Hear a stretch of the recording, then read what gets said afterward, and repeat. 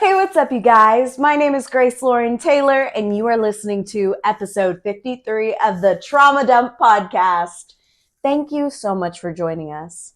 Here at the Trauma Dump Podcast, we seek to answer the question, what is mental health? How do I take care of my own, and how do I support others? This week, we will be discussing the topic of the brain's healing process with our very special guest of the week, Cody Isabel.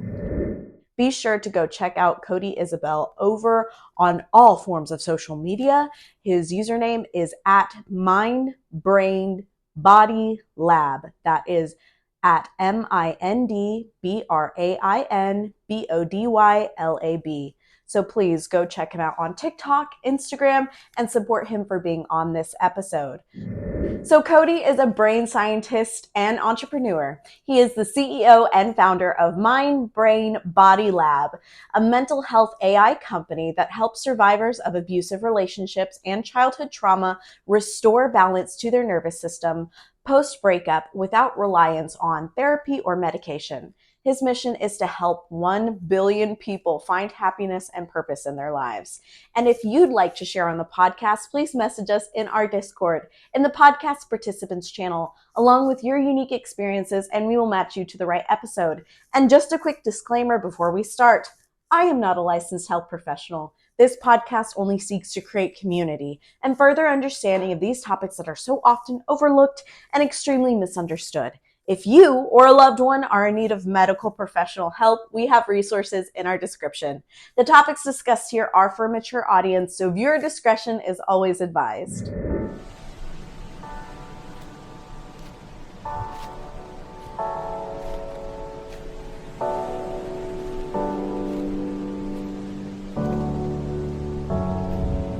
And if you're liking this episode, please hit that like button and click the subscribe button so you can subscribe for more episodes. And if you want some notifications, hit that notification bell so you get a notification every time we upload. And just a reminder, we post new episodes of the Trauma Dump podcast every Sunday at 1 p.m. Central Standard Time. We'd love to see you on more episodes. And if you're liking this podcast so much and you know a person that might also like this podcast, please share it with your friends. It really helps the podcast grow, helping you grow. Girl, we're all going through it today, and more people are wanting to learn about mental health. So this could be a good way for someone else to end the stigma for mental health and learn together.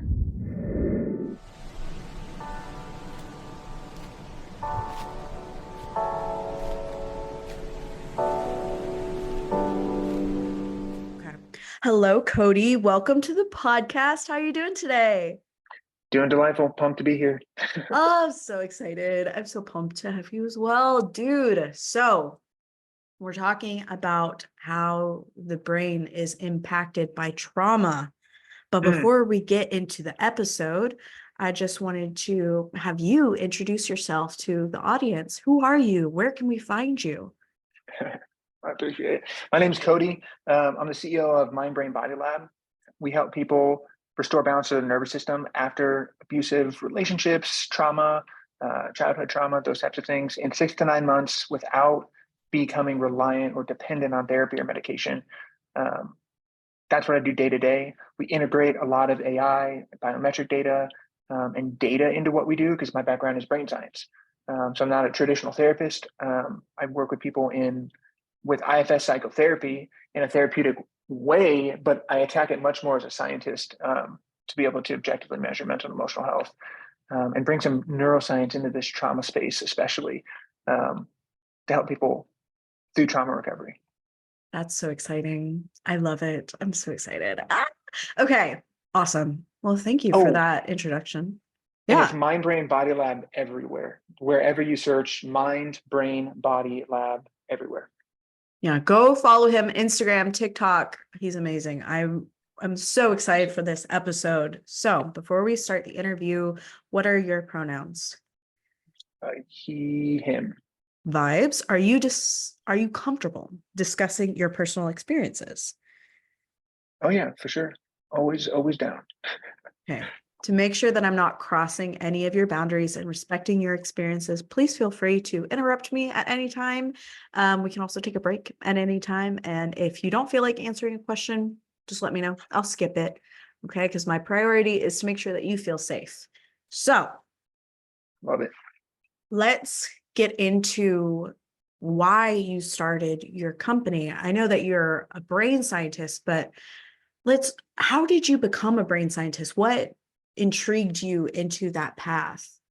Hell yeah. So in middle school, all right, if we go all the way back to middle school, there was an exhibit that came to my middle school that was like a blow up human body. So they laid it out in the gym floor and it was like a bouncy house, but it was like a human body kind of thing is the best way I can describe it. And you could like walk through the body. And we went on this little tour of the human body that was laying across this entire basketball court. And we walked in through the top of the head and I saw like my first neuron. I was like, didn't know what it was at the time. It was just a yellow line in this like blow up doll thing. And by the end of the little exhibit or walkthrough thing, I saw these yellow lines everywhere. And I was like, what the hell are these yellow lines? Like, what are these things? And I was asking the teacher that, and she's like, oh, those are neurons or nerves or whatever. And she's like, they control everything. The brain controls everything. I was like, well, where do they come from? The brain. And I was like, the thing we walked in the very beginning? She's like, yeah. And I was like, the thing that we walked in the beginning controls everything else. And she's like, yes. And I was like, why would we study anything else? And here we are. Been studying ever since. So it just fascinated me that it's everywhere. I mean, we have a nerve for every, or a synapse and a nerve for every cell of our body. Like, I think that's hard to fathom. And the more that you think about how much is between your ears, there's 100 or 1,000 trillion synapses between your ears in 3 pounds.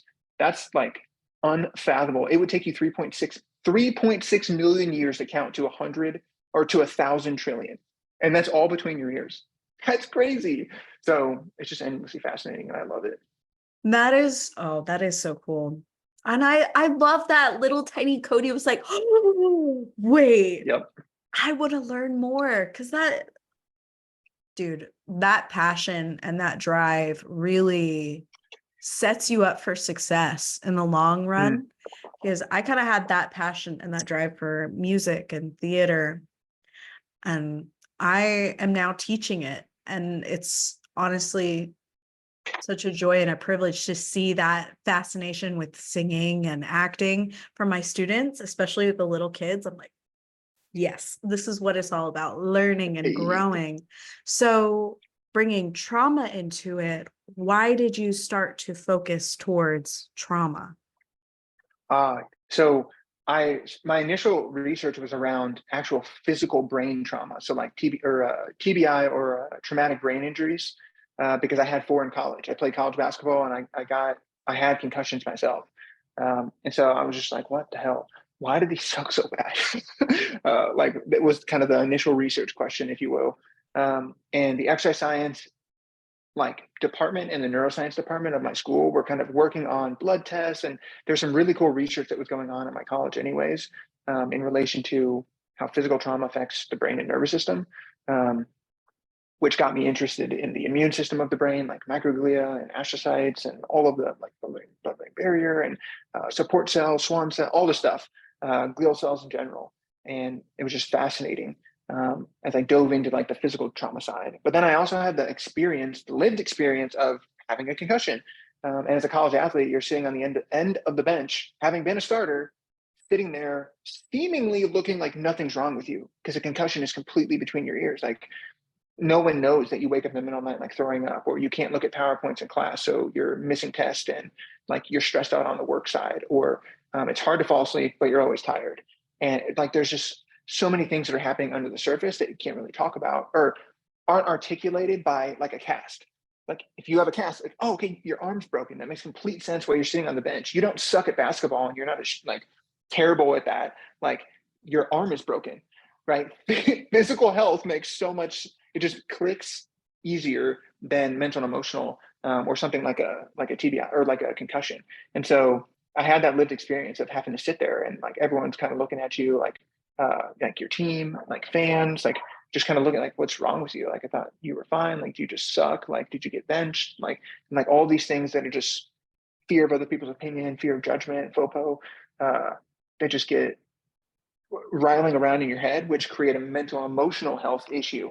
And so that was some of the stuff that I was in my lived experience. I understood that concussion is not just physical, it's also mental and emotional. And then I was like, does mental and emotional trauma or like things, distress, cause similar effects to the nervous system as physical trauma does?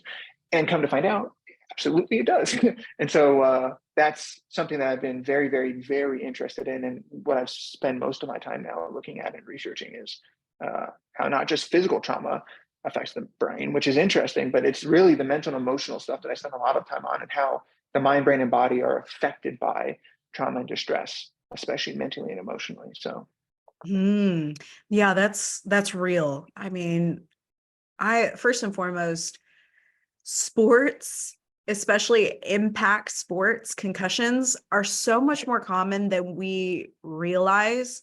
Like they're like, oh, you have a headache. Oh, you just got knocked down. Get back up, get back up. My brothers both played sports, every single sport. And I did too, but I am not athletically gifted or coordinated as my brothers are. I'm coordinated in the dance side, but like, I don't know, being able to physically exert like muscle to, I don't know, throw things, to push things, to hit things is a lot more challenging for me. But my parents put us in every single sport. The only sport that I really loved was tennis, because it was like, it was kind of like dancing. You got to move around, your constant hand-eye coordination. I got that in the bag. And my brothers, of course, way better than me at tennis. Our grandmother, our Mimi, actually played tennis for Jamaica in the Olympics, and ping pong. So tennis was kind of like the family thing. And I remember my youngest brother wanted to be better than my middle brother, and they would just duke it out all the time. And one day, my middle brother got into a really bad football accident.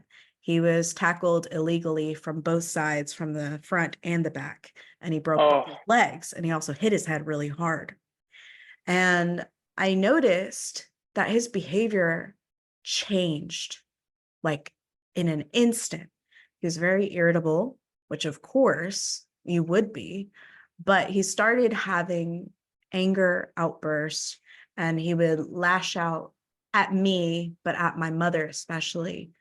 And as an older sister, I was more concerned with, why is my precious brother, who I thought loves me so much, now cursing me out constantly, getting angry at like me even being in the same room as him, like what's going on? And so my mom was like, oh, let's just put him in therapy. Maybe he's going through something, which sports was his whole life. So of course he has to be going through something if now he can't play anything at all, because both legs are broken. And it really does affect your body, mind, everything, once you're suddenly unable to do something that just kind of came naturally to you. And that didn't really hit me until when I was in college. I had a major seizure and fell down a couple flights of stairs and ripped my gluteus muscle and a couple other muscles away from my pelvis. And I couldn't dance anymore. I couldn't walk anymore. Wow. I had to go through major intensive surgery because the doctors at first, for whatever fucking reason, didn't believe me, which is insane. They just Oh didn't my believe goodness. me that I had hurt myself that badly. They did like an MRI, and they're like, oh yeah, she's fine. And then my muscles got infected, and I got a giant cyst, an abscess, like on my butt. And it was the size of a softball. And I went into septic shock. Oh my And goodness. when I was finally rushed to the hospital, they were like, why didn't you come in sooner? I'm like, I came in 7 different times at 7 different hospitals, and no one believed me. No Oh one my believed me, goodness. because they're like, oh, you're able to walk. I'm like, but I'm a dancer. I know something is wrong. And once I had that physical trauma really affected me mentally. And I kind of had that click in my brain of like, this must be a little bit what my brother felt. And no wonder he was so irritable. No wonder he was so Wow. angry. And I don't really talk to my siblings as much about this as I wish I could, because they're very closed-minded to it right now, which, they're one of them is 21, the other one's 19. So they got some They got processing some to time. do. They got some They got time. some time. But it really does mess with you somehow of you used to be physically capable and then suddenly you're not. Do you want to speak to that, like, of just how that affects your mind, of the body not being able to do what it normally can? Yeah, mind body like discoherence, if you will, is like where your mind is like, dude, we used to be able to do this, and you have this identity built around being able to do this, and all of a sudden you cannot. And so it's like an identity crisis in a way. And since everything we think, feel, and do is structured around, and our behavior is structured around our identity, that is a really tough thing to like come to terms with, especially as young as you're describing. Like even when you were in college, like that's, people forget that's still pretty freaking young. Like your brain is still not even fully developed at that time. So uh, that's hard for anybody to come to terms with in general. When you have this mismatch in what you're physically able to do and what your identity is, because you're just sitting there like, well, okay, who am I then? Like, am I good enough? Am I worthy? Like, am I worth anything? Like outside of what I can do with my body, or what I used to be able to do with my body, things like that. Um, so that's like on the mental and emotional side, is like this identity crisis and coming to terms with this new version of you. And like sometimes it's hard. People talk about post-traumatic growth, um, and I hear this all the time. Like it's something to never say to someone who is recovering from trauma. It's like, well, it's going to make you stronger. Like this will make you stronger and things like that. But it's like while you're going through it, it just sucks. Uh, and it it's like you can't necessarily see it. Post-traumatic growth is called post-dramatic growth for a reason. Because during it just sucks and it doesn't feel good, and it's like the worst thing that's ever happened to you. It probably shouldn't have happened to you, but there's nothing you can do about it, and it just sucks. And getting through the suck is a part of trauma recovery, but that's another piece of it as well. Like just getting through what's happened to you, and then being able to process it on the back end. Even looking back now, like you're describing. Um, the other piece I'd mention in relation to your brother potentially reminded, the story kind of reminded me of Phineas Gage. Like every brain scientist on earth knows Phineas Gage. It sounds like you know him too if you're grinning like that. Yeah. Yeah. Right. Yeah, he had a piece of his prefrontal cortex like popped out of his head with a railroad accident, and he was extraordinarily irritable and things like that as well. And concussion can, a lot of the times, depending on how it happens, because people don't realize your brain is floating in your skull. It's not actually like it's just attached, but it's more like if you were to imagine a glass of water and then you put an egg in that water and how it floats around. That's more like your brain in your skull than it is like this thing that's like down. So whenever concussions happen, like there's like whiplash, but your brain is like the egg. If you were to push the glass forward really fast, it would hit on the front, but then when the water sloshes back, the back of your brain hits the back of your skull. Whereas if you're hit the opposite way, the back of your brain sloshes back, and then you slosh forward, and the front of your brain gets smashed into your skull. So people don't think about that all the time. But in relation to what you're describing is with his behavior change, I would imagine potentially there was some like physical brain things that were going on uh, in the front of his brain, maybe his prefrontal cortex, that uh, shifted his behavior. Just like Phineas Gage was more fresh, like he was more promiscuous. He was angry. He couldn't focus. He couldn't be on task. Like it sounds like maybe some of that happened. And in concussion, a lot of the times, especially like the lower grade concussions and things, your brain cells are not necessarily dying. They're almost like in a like shocked state. Like they're like kind of spasming a little bit. Like and they're like depolarized and their action potentials are all messed up, but they're not like dead. Which is good, which is how you can heal and like recover from concussions and stuff. But when they're in that state, it's like that part of your brain is a little bit damaged, if you will, or turned off.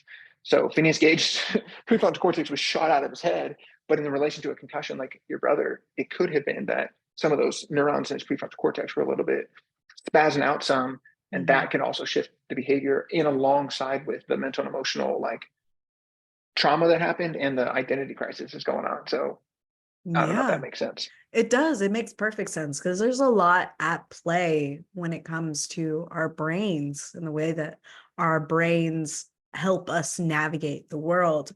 And I like how you separate mind and brain, because a lot of people don't, and a lot of people don't know what it means to have them separate. Do you want to elaborate for us? For sure, yeah. So I actually separate the mind, the brain, and the body into three things that are separate but inseparable. It's kind of the way that I think about them. And most people understand this, right? They can and I like to think of the brain as kind of the bridge between the two. And you can kind of think about this in relation to, I'm sure most people have heard of like the biting into a lemon type thing, right? If I had you imagine biting into a lemon, like your mouth starts to water, right? And so you're in your mind, you have this picture and you imagine uh, uh, biting into a lemon. And then your brain translates that down into your body, and your body then has a response. So that's top down from your mind to your brain to your body, but you can also go bottom up, right? So if you touch a hot stove, for example, right, you have some of this happens in your spinal cord, but for the purposes of this exercise, it's still part of your central nervous system. So if you touch a hot stove though with your body, right, there's a signal from your body through your nervous system, through your brain to your mind, and you're like, oh shit, this is really hot. And you pull your finger away, right? And so that's bottom up. And so there's this separation between the three. And then if you look at the structure of the nervous system, you have the central nervous system and the peripheral nervous system. That shift between like your brain and spinal cord is your central nervous system, and then your periphery, or like all of the nerves outside of your brain and spinal cord and your cranial nerves, are the peripheral nervous system that are out in your body. And so you can start to see this separation a little bit between what is your body and what is your brain. And if you look at like even muscle fibers, there are like in your muscles, there are areas where nerves connect to muscle, like myosin and actin in your muscles, and cause them to contract and expand and things like that. Which you can, I mention that specifically because there is nerves, which is your nervous system, and then there is body or muscular type tissue and things. And those things are connected, but they are, one is your muscles in your body and one is your nerves from your brain. And so to me, and this, I will say, this is a debate as old as time in relation to neuroscience and consciousness and free will and all sorts of stuff like that. But this is my conception of it. And because I'm much more of a practical neuroscientist than anything, if you will, because I very much want to take these complex, abstract things and turn them into things that people can use in their daily lives. And being able to see the separation between the mind, the brain, and the body, and how they're separate but inseparable, is, from my perspective, more actionable. Because at the end of the day, we are at the edge of science in some of these aspects. Like, is there a definitive they are absolutely separate? It's science. Like it's active research that's happening in those areas. So for right now, that's how I kind of conceptualize and think about it in relation to it being actionable to people's lives. And that's really important because, especially with your line of work, you're trying to promote understanding and growth. And for like layman's terms, like it's easier for people to conceptualize, okay, these are individual things, but they also work together in a way that they can't work separately. Like there's no way to take them away from one another, which from my perspective is really helpful. In 2020, my dad was hit by a car, and the anniversary of that day is 2 days from now from recording. And Father's Day was yesterday. So this week is one of the hardest times for me because of all the things that my siblings and I went through because of this accident and how much our dad meant to us. In June 19th, 2020, my dad was hit by a car in our front yard and suffered from a very severe traumatic brain injury, and he died 3 times and somehow came back. They did not resuscitate him. He kept coming back, and he fought very, very hard to live. And eventually he passed away on November 6th in 2021. November what? November 6th, 2021. That's my birthday. That's wild. Yeah, it's crazy, dude. And he was an amazing dad. He was brilliant, beyond brilliant. He was a genius from the moment he was born. He was just set apart from his siblings in the way that he wanted to learn immediately and wanted to explore everything. He was an amazing carpenter. He was an amazing mechanic. He was really great with plumbing, electricity. He could do it all. His name is Douglas Mark Taylor, and he was a data recovery specialist and IT consultant for Apple. And the FBI would contact him constantly for data in like inscription, like they're trying to figure things out, like how do we decode whatever. So he was brilliant. When I say, yeah, he was brilliant. So to see a man of that caliber suddenly in a vegetative state and in a coma for a very long time and never fully recovered to the point where he couldn't make full sentences. The most he ever said to me, like towards the end, was, "I love you, Gracie." It was one of the last things he ever said to me. To see that, even thinking back on it, is traumatic and is devastating. And your brain, when it gets harmed to that extent, his brain swelled to the point where they said there were hardly any ripples, if any. Like all the scans that they did. It's horrible. It's so hard. And so, from my perspective, I really wanted to have you on this podcast so I could learn, myself, as a way to comprehend what happened to my dad.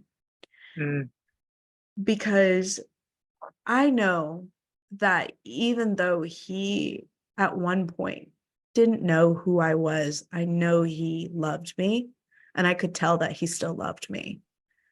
Towards the end, he didn't know who I was. But somehow there was something in him that he cared very deeply for us, for his kids. And that's really weird to think about, to not know what something is, but to have an emotional connection to it.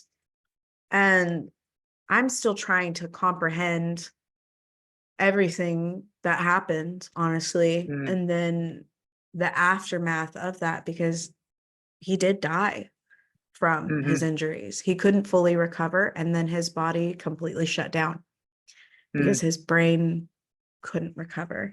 And I don't think he gave up, because he fought very hard to keep living, but his body couldn't.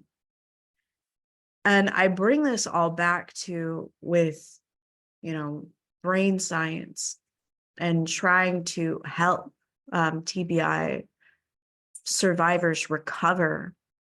What has been some of the research that you've done, like on that? Have you done any, if at all? Recovering like just general recovery type tips? Yeah. For sure. So the biggest thing, two things, the physical side and the mental and emotional side.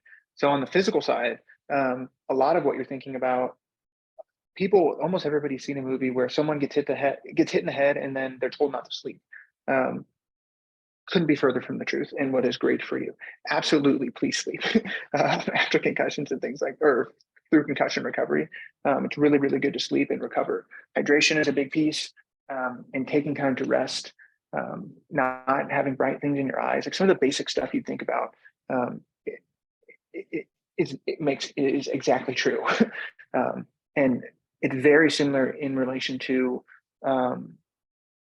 like if you, I would liken it to like if you like twist an ankle or something like that. It's kind of similar. Like you can't walk on the ankle for a little bit, right? So taking it and thinking about a physical injury in another way, or a broken bone or something like that, is a really good way to think about things that are on the physical side would be really good for your brain to help you with. There's also some supplementing that can be helpful, in relation to, just getting the right neurochemicals back in there. Like omega-3s are really, really good to help, and kind of lubricate your brain a little bit more. Vitamin D, super great. There's some good nootropics like MindLine Pro that can put the right stuff back in your brain and get some growth factors, or like BDNF, brain-derived nootropic factor, and getting some of that stuff in there. But resting is one of the biggest ones, which is hard because we have like a 24-hour, like, let's grind, let's go, let's do. So just sitting and not doing stuff is can be super, super helpful, on the physical side, the physical brain side. Mental and emotional side, is being able to talk with it, process through it. Honestly, let me retract that, because it's not like just talking. I'm huge on talk therapy not always being the best answer, because it's more about being able to witness and process and understand kind of what's going on when it feels right, and figure out what it is for you. For some people, like when you're talking about your brother, it's loss. It could be loss, like loss of the ability to play, or your loss of ability to dance. And so it's almost like a grief and processing that loss in a way, and working through what that is and what that means for you, on the mental and emotional side. So in the case of like your dad, it's a little bit harder because it was less, he had less of an ability to consciously do things. So now we're getting in the space of like neurology versus like science, like brain science or whatever. Because like neurology is like the hardcore medical side, more like MD versus medical, what to do, in your dad's perspective. On the mental and emotional side, for someone like me with college concussions, or you with your the cyst and the stuff that you went through, and your brother with his legs and things like that, it's more on the mental and emotional side, and realizing and recognizing what parts of you are active in those moments. Like, what happened? Like, is there a part of you that's like really upset about this? Is there a part of you that's really scared of the unknown and doesn't know what's happening? Is there a part of you that wish it hadn't happened and is like resentful? Is there an angry part? Is there a sad part? And starting to understand like what system of parts are active inside of you, so you can start to work with those different aspects of your psyche, and find some coherence, so you can get your mind in coherence with your body. And when those two things are working together, you have a way better chance of healing. If you're sitting there all day just ruminating, feeling terrible, like in a bad headspace mentally, it absolutely can affect your physical recovery. And seeing some progress on the physical side, the easier way to think about progress on the physical side, if you have a really big, all of a sudden you can walk again after having been in leg cast or something, that is going to send a giant jolt of excitement to your mind on the mental and emotional side, where you're really like, oh, you're motivated, right? And so understanding the dichotomy and doing what you can in both camps to help each other, so that like a rising tide is actually raising both ships, is what I would suggest. I don't specifically work with TBI much anymore. It's research I did in my undergrad, but those would be some of the things that I would think about. Yeah, and I think it's very true, because when I couldn't dance, when I couldn't move, when I couldn't go to class, because I felt very isolated also, because theater, everybody's in each other's business, and when I suddenly didn't have that, it was like very isolating. It's very sad. But because of that, what? Well, it's a very interesting and great point. I'm glad you brought that up, because social connection is huge for recovery. So if you look at COVID, pre-COVID or post-COVID, there's been a 300% increase in anxiety and depression. And I attribute a lot of that to loneliness, isolation, and like not being able to be around one another. So that can have a huge effect on your mental and emotional health as well. And so if there are ways that I lived in a fraternity at the time. So there were ways for me to be around people and like people that understood what was going on. I had confidants that I could actually chat with. I had a sports psychologist that I could talk to, like, and get some of that social connection. So that's huge. I can't believe I forgot that part. So I'm so happy you brought that up. Yeah, I didn't have the social connection, and I would reach out to people all the time. And because this happened in January of 2021, so it's a little bit, there's still quarantine kind of happening on college campuses, and half the classes were still online. But I don't know. It's either, kids think, oh, they are like, well, this person isn't around anymore. Let me just keep going about my business. So I'll keep pushing. And one guy likened me to a sinking ship, which I think is hilarious looking back now. But that was the worst thing that could have ever been said to me, because 2021, January, my dad was still dying in the hospital. He wasn't recovering.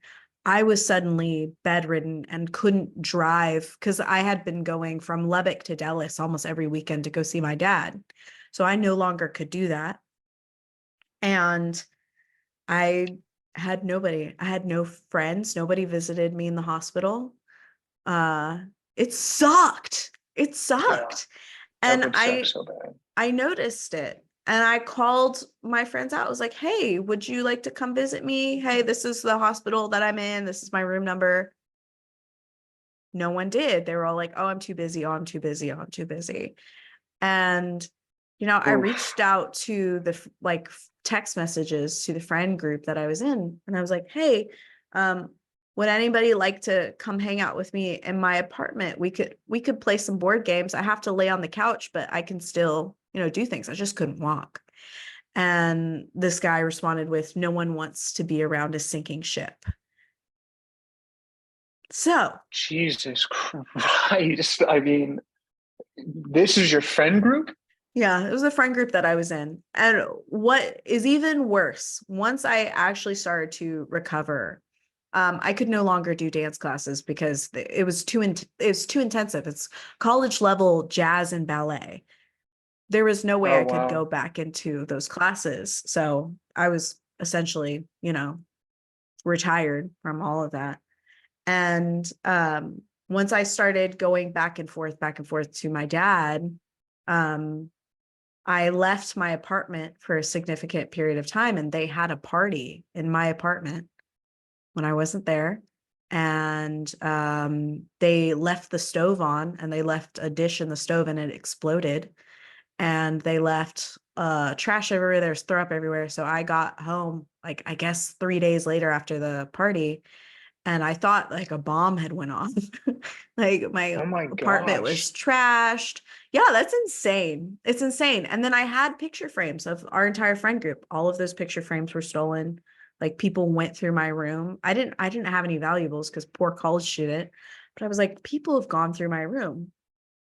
And I was, Jesus, that's violating me. Holy crap. I didn't feel anger. I was more perplexed. I was like, why? What kind of vindictive stuff? Because from my perspective, and if you know me in the comments and you want to correct this, feel free to. I love discourse. But from my perspective, love that. I don't think I'm a person that harms others in a intentional way. I do recognize that I have probably hurt some people. I do recognize that we're all capable of that, but I don't think I've ever done it intentionally or in any malice. And I pointed out, once I had graduated, because I've been out of college for some time now.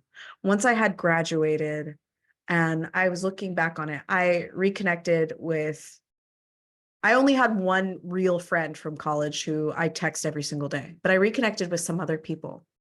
And I was like, hey, correct me if I'm wrong about this scenario, but why did everyone suddenly flee from me?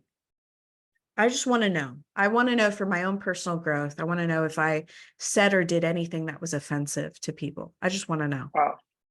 Brave.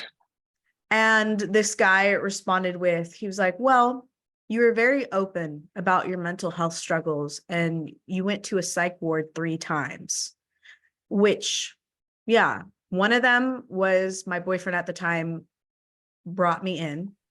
And the other 2 were, I was like, I need to go. I need to go in. I'm thinking of killing myself and I don't want to. And I don't trust myself. So I need to go in. And they thought you were just being dramatic. They thought you were just trying to get attention. And I'm like, huh, that's interesting. I was like, so why did they avoid me? And he responded with, they thought depression was catching and that if they were around you, that they would get it too. They would be depressed too. That you were just, your life was too depressing to be around. And I was like, okay, interesting.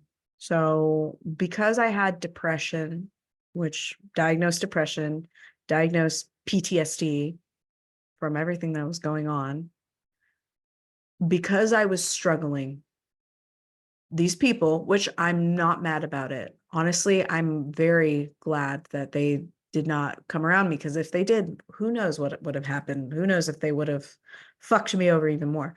But they left because I made them think, is what I told him. And he's like, essentially, yeah, they didn't want to have to think about consequences of life or anything like that. They wanted to party, they wanted to have fun, and you essentially brought down the mood or their vibes. It's like, okay, good to know. Good to know. And that's honestly the whole reason why I started the podcast, is because I was so alone and very isolated. And I'm a very social person. I have 12 cousins. I have siblings. I have had people around me my whole life. I love people. I love talking to people. I love connecting with people. So to go from, that constant connection, COVID, no connection. My dad has been hit by a car. I can't even go see my dad in the hospital because no Oh my connection. goodness. Like, I go back to college. I have a seizure because your brain, your body, my brain was going through shit. And my uncle said, basically, I have 2 uncles that are doctors. They essentially said that you were going through so much and you couldn't process anymore, and your body essentially was like, okay, we're done. I can't do it anymore. Yeah, And so you I see got to a that. Yeah. point where you couldn't do anything. Your body essentially was like, okay, we're shutting everything down and you're going to be down for the count. But I fell down with oysters.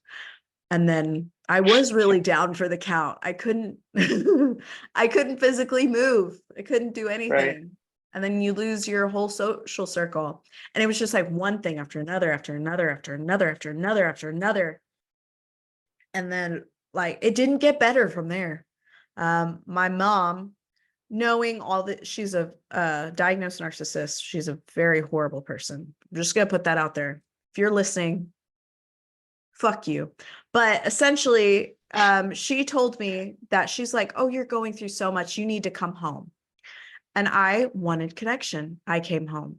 She stole all of my identity cards, locked them away so I couldn't get a job. And I watched my dad deteriorate at hospice. And once he finally died, she made me homeless, living in my car, because she said that I was crossing her boundaries by living in her house. Wow. Yeah. So it didn't get better. Right. The only time it started to actually get better is when I actively said, enough is enough. I'm going to take Oof. control. Enough is Nice. enough. I was so sick of everything always happening to me that was Yes. so out of my control. It's like, enough is enough. I'm not going to keep taking beating after beating, because I kept having seizures. Like they were not epileptic. I got an MRI, I got a brain scan. They were not epileptic. They were, because I was going through so much.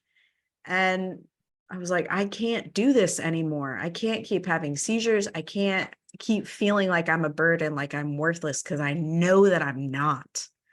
This is not who I am.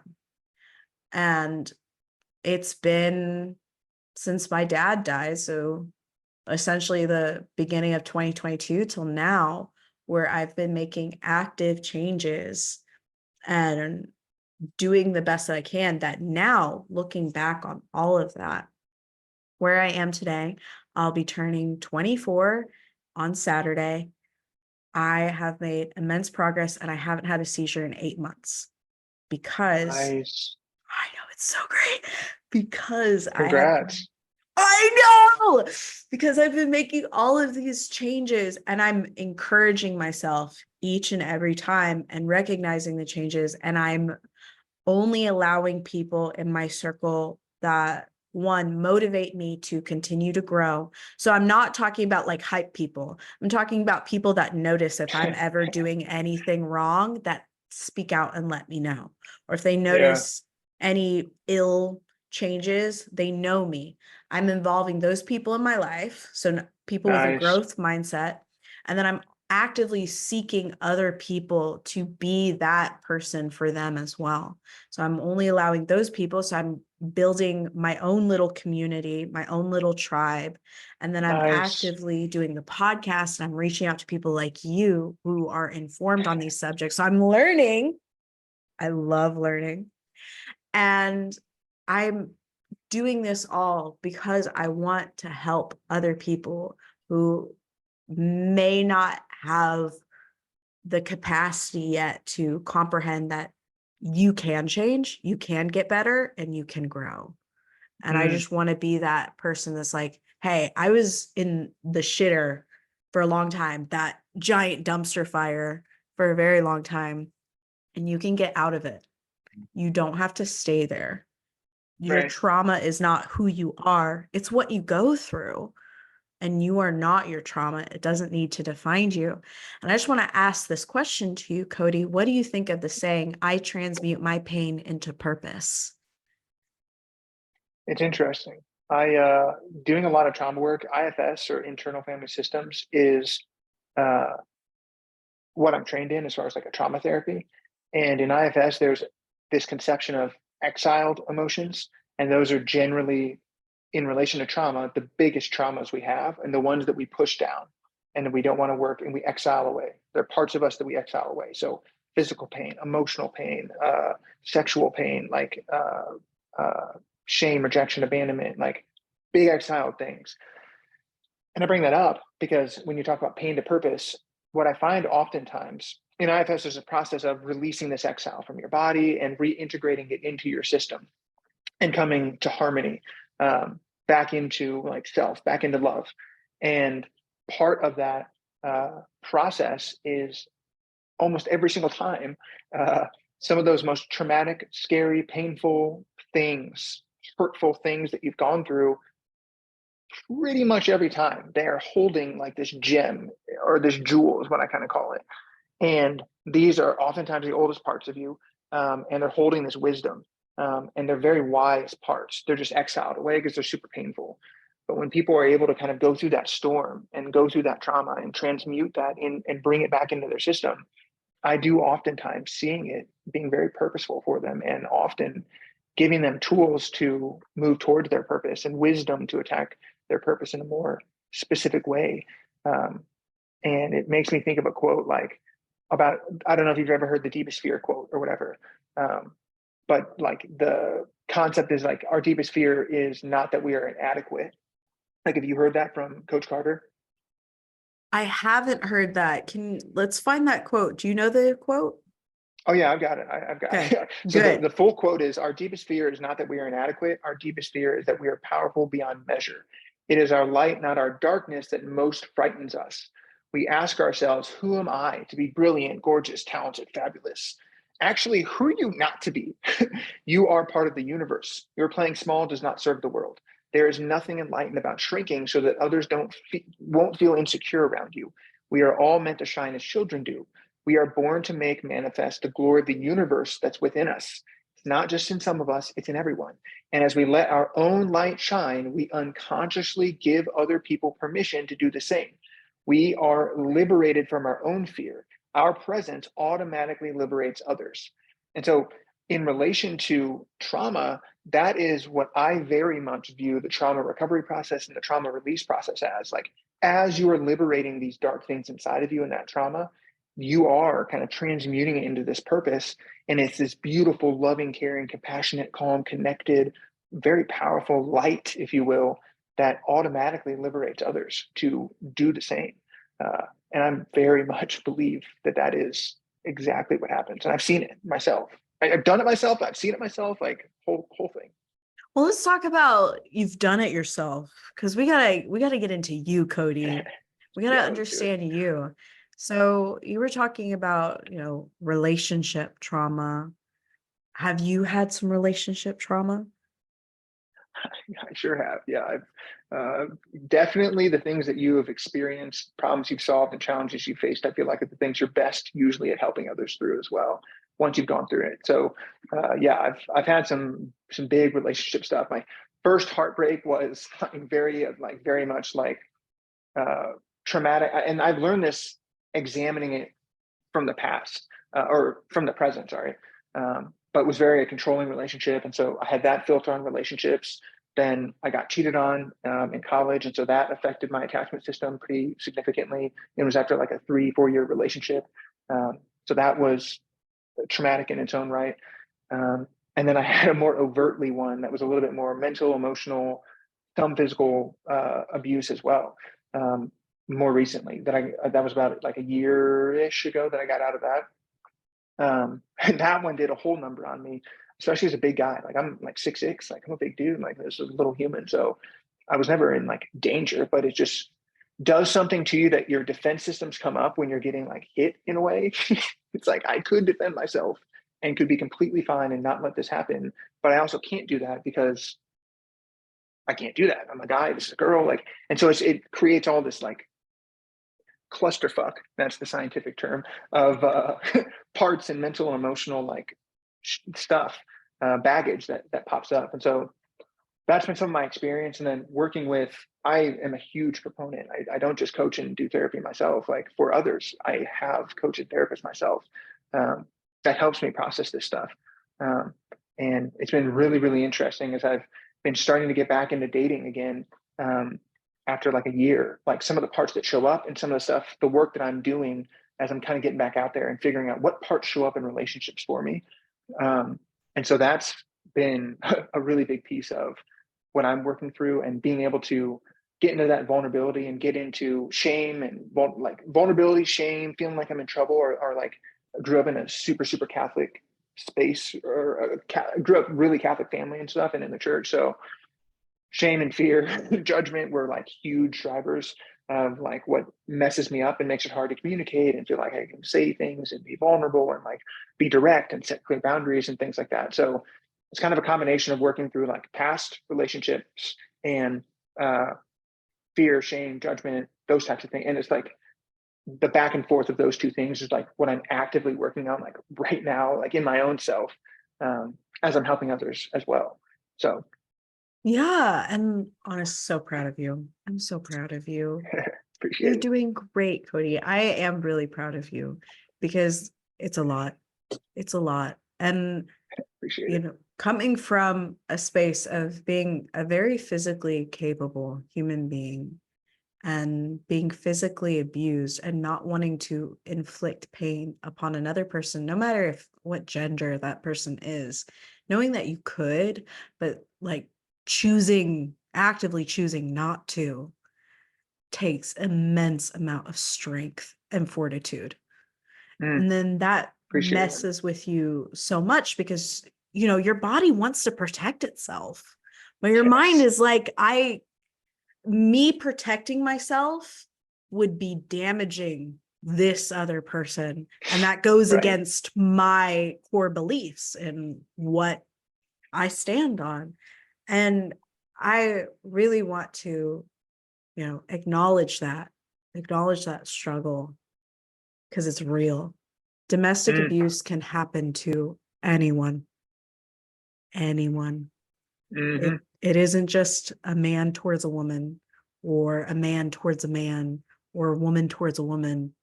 It can happen anytime, any place. And it isn't just physical. Domestic abuse is all encompassing, any type of abuse. And the way that I like to think of abuse is anything less than being treated fairly, with respect and consideration. mm, Because a lot of people don't recognize that cursing someone else, cursing someone else out is abusive. That's abuse. mm, My fiance and I were walking our dogs one night, and our neighbor, we live on a weird street, right? So there's the alleyways, and there's 2 parking spaces in between on the alley. And then the whole street is a one-way street, but you can park along the street. And our neighbor, I guess the neighbor next to our neighbor parked in front of her house, and she got mad about it. And so she walked up to, while we're outside, walked up to the neighbor's house, started banging on his door, telling him to move his car, because she doesn't like the idea that another car could be watching inside her house. Or if you get into your car, you could be looking in her house.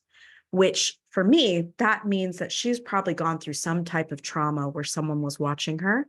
And so mm, her self-protection was to, say, hey, move your car, essentially, which she did. She said, please move your car. You have 2 parking spaces behind your house. You could park in front of your house. Please don't park in front of my house. She walked away. The neighbor then said, dumb bitch, as he went inside. That then triggered her to get very angry, very livid. So she goes behind mm, her house, and then she notices that he has like a trailer or something. And so she brings out her sister, and it all just keeps escalating of just constantly cursing each other out, yelling at each other, him calling her ghetto, like, to the point where our neighbors are wanting to call the police because it might turn to a physical altercation. They're like screaming in each other's faces. wow. And my fiance and I are just witnessing all this, like, what? Oh my gosh. Oh my gosh. And once we went inside, because it eventually de-escalated, because I don't know how, but we kept walking, and we got back, and it eventually de-escalated. No cops were called.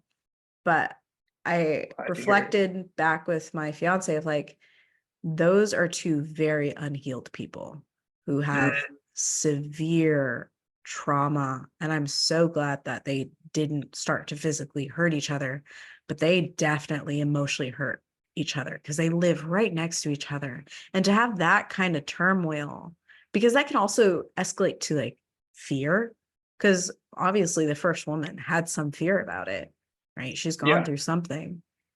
But yeah, well, yeah. I mean, that, that's the perfect example of like hurt people. Like, Mhm. if you think about it, and that it's a summary of where I believe the world is at in some ways. Like, it's a super specific example, but it is also like a super broad example. Like, when hurt people come to talk with hurt people, it's tough. If she had led with vulnerability and he had led with compassionate inquiry, how much differently would that have conversation? How much different would that conversation have been and the outcome of everything? And those are the skills I really want to help people get to and be able to heal trauma so that people can meet as themselves and be compassionate and curious with one another, as opposed to freaking running into each other like dumpsters, just playing like crash car. Yeah, and that's true too. I do vendor events. I make my jewelry, which you got a little thingy. But Which I love, this by the way. hell yeah, brother. It's Gracelets Hell by yeah. Grace, if anybody wants to check it out. But I do vendor events like every Saturday and Sunday. And one of the events that I did on Sunday for Father's Day, we all got a 6x6 space. And I was I have a 6x6 table, and then I had what's called a shelf kind of unit. So I had my shelf kind of in front of my table, and one of the legs was over the duct tape line. And so I was setting up my stuff, and I have a lot of stuff because it's jewelry. It's a lot of things to set up, a lot of little pieces, right? And this lady who's supposed to be my neighbor shows up, and then she yells at me. She's like, "You're over the line. I need my full 6x6 space. You're over the line. Move your fucking shelf. You have too much going on." Oof. And I'm like, I didn't react. I was like, I Nice. waited until she left. And then I turned to my other neighbor and I was like, I wonder if she's having a bad day, because I was an inch over, and that was a very big reaction for a very little thing. And I was doing everything in my power to not feel hurt by it, because at vendor events, I try very hard to make friends and connect with all the other vendors, because we're small businesses and it's hard out here for a small business. And so I love trading with other vendors, especially my neighbors. And I'll give them like one of my little bracelets or earrings or whatever, and then I'll trade for whatever they had. And so I did feel hurt, and I'm going to acknowledge that hurt. I did feel hurt. I was trying everything Nice. in my ability to not react or respond to Mm-hmm. it. I moved my thing over, and my neighbor, who I had already connected with, we'd already traded, and then she bought some more things from me. Like, she liked me. I liked her. Her vibes, immaculate. She was like, I have no one else next to me. Oh, her vibes are immaculate. She's like, I have no one else next to me. I want you to still have a little bit more space, because you're very crowded. You have a lot going on. So I'm going to push my table down, and you can push your table right up against mine. We don't need to like have the walking space, so that you can have your shelf fully out and fully open, so that more people can see and it's easier to look at, because it's not a lot of things crowding. I'm so grateful for her. I am so grateful for her that she was like, hey, I see the issue. She could have just left her booth as it was, but she was like, no, we're going to move my booth. I'm going to help you out. And she's like, maybe that lady's having a bad day. We're just going to wish her all the peace and love, and we're just going to keep it pushing. We're going to be kind, and we're going to have good energy, and we're just going to enjoy the day. And I'm really appreciative for her saying that to me, because that helped me out so much. Because there's so many different ways you could interact with one another. And she gives me hope, because it's like, I don't know. It's Whenever beautiful. yeah, it is beautiful. And whenever these vendor events get slow, because we have the lull moments, I usually like to walk around and meet people. But because I was next to this lady in the walkway, I honestly felt like, oh, I can't get into her space. She already set a clear boundary of like, don't get in my space. I need to be able to walk around my table. And I was like, oh, I can't even leave to go see all the other vendors. And that sucked. That does Right. suck. Being able to lead with, at least in your own head at first, compassion is a beautiful little process that you were able to do there. And then the next phase is being able, the way I think about it is levels, right? So there's me, got to figure out me, I got to understand me, I got to be self-aware. Then there's you, got to start to understand, oh, you have parts and trauma and all sorts of stuff that you experience. Then there's we, how we interact with others. And then there's us, all of us. Like, and that's how the biosphere, like all living things and things like that is like us or whatever.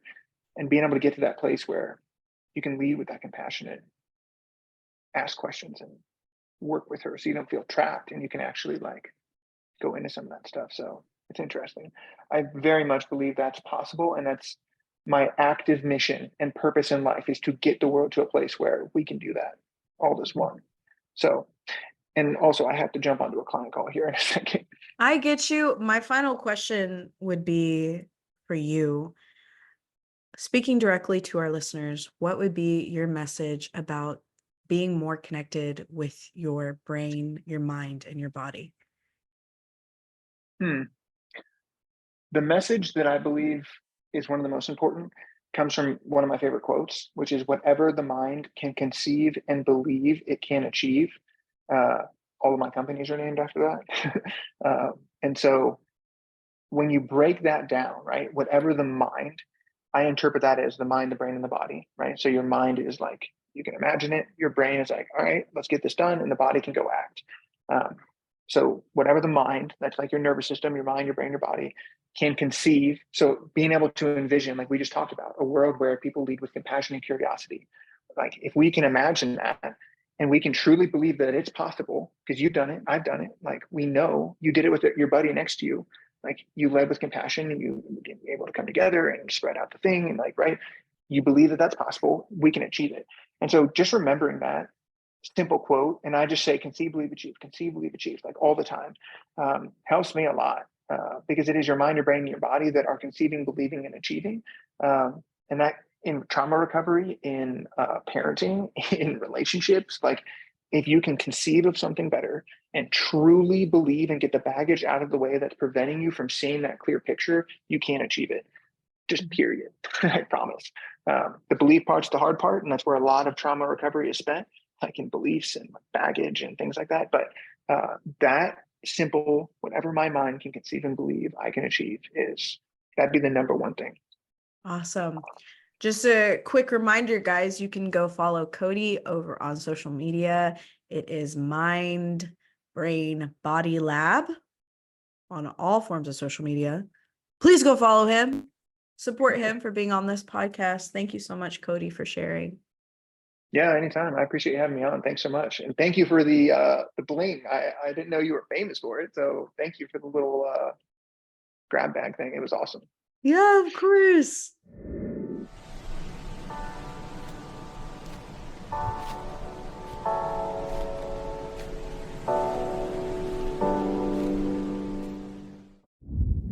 If you're watching us over on YouTube, here are our memes of the week, carefully curated by those amazing people over on our Discord server.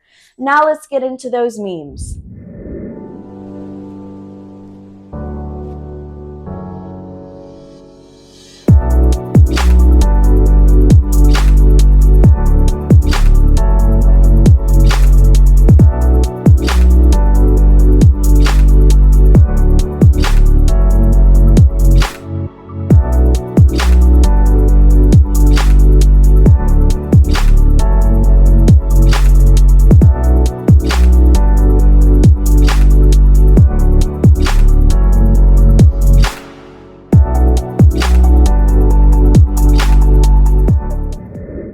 At the end of every episode, we spin our wheel of emotions to learn a new feeling and how it correlates to trauma. Let's spin this wheel, shall we?